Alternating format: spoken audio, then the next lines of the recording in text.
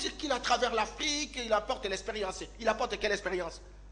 Quelle expérience? Il a capitalisé. Vous avez vu un document écrit par lui qui capitalise l'expérience?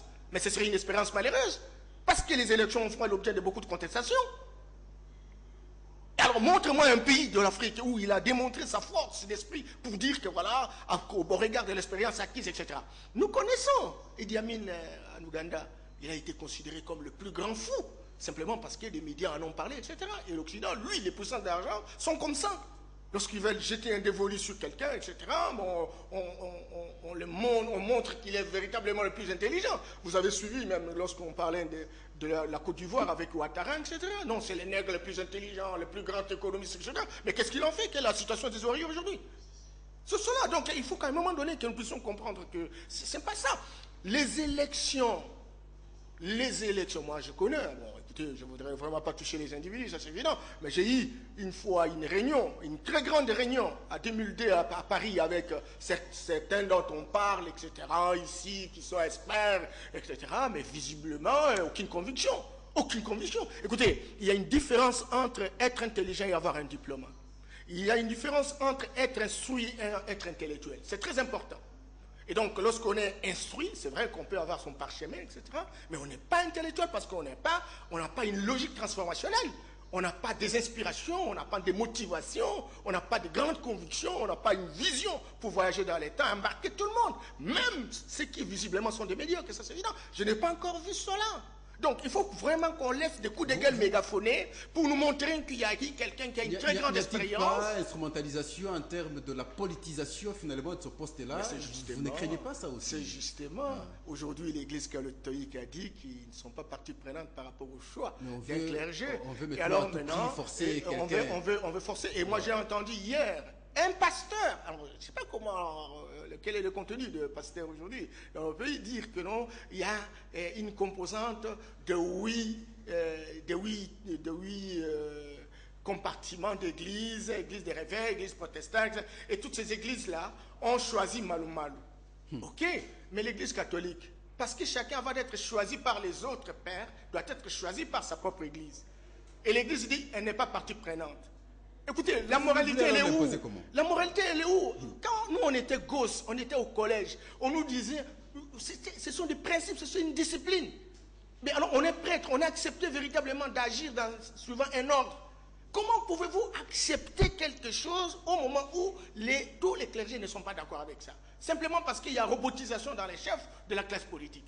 Ça, c'est un problème. Alors moi, je dis, mais finalement, si l'immoralité atteint même les clergés, les pasteurs, surtout ces pasteurs-là, au lieu de choisir quelqu'un de leur église, ils disent non, nous choisissons chez les catholiques. Voilà, incapable de convaincre voilà la conférence. Notre lecture. On dit, ça. Parce que à la première expérience électorale, nous avions eu un président qui sortait de l'église catholique. La deuxième expérience, c'est un protestant. Et cette fois-ci, qu'on est alors un musulman. Vous avez vu tous les combats que nous menons aujourd'hui dans ce pays, pendant plus de 30 ans. Vous avez vu les musulmans s'engager résolument pour booster ces combats. Et on voudrait attention. Parce que le peuple est dans la résignation, parce que les gens ne comprennent pas comment les choses se font. Oui, je connais les musulmans, ils ont leurs traditions, ça c'est évident. Vous voyez comment les musulmans se battent à travers le monde. Vous avez vu les musulmans du Congo là s'engager pour que véritablement la démocratie s'installe dans notre pays, pour que notre pays lutte contre la pauvreté. Vous avez vu qui sont musulmans à travers les écrits, à travers les actes, la radio, la télévision. Vous connaissez un musulman là qui s'est engagé. Et donc le problème aujourd'hui dans un état de laïc, c'est une répartition entre les églises, parce que ça fait du butin. Parce qu'un président peut avoir 24 000 $, etc., avec 150 000 $ de fonctionnement mensuel, avec un directeur de cabinet avec 7 000. Alors maintenant, il y a une répartition. Les catholiques ont gagné, les protestants ont gagné. Il faut que les musulmans gagnent et notre peuple. Mais écoutez, il faut arrêter ces distractions. Il faut arrêter. Encore que la CNI n'est pas seulement un organe électoral, mais c'est aussi une institution. Et ça exige un management. Et alors maintenant, je voudrais savoir, ceux qui visiblement n'ont jamais été responsables, qui ne connaissent pas les procédures, qui ne connaissent même pas les normes, qui ne connaissent pas le règle de jeu, dans la gestion des hommes, dans la gestion des moyens, Ils veulent assumer des responsabilités parce qu'à un moment donné, ils ont fait une sensibilisation électorale. Mais arrêtez! Mais le reste de la composition de la société civile, pourquoi il n'y a pas une synergie, il n'y a pas une organisation?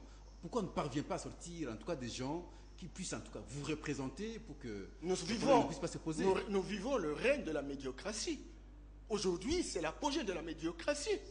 Entre nous, sincèrement, tous ces laïcs, tous ces collègues-là qui se présentent, etc. Je suis le premier à écrire un document sur la société, donner un contenu. Je suis un doctrinaire. Je suis parmi les premiers Africains qui ont rédigé le premier document qui porte sur le contenu à donner à la société civile à Bruxelles.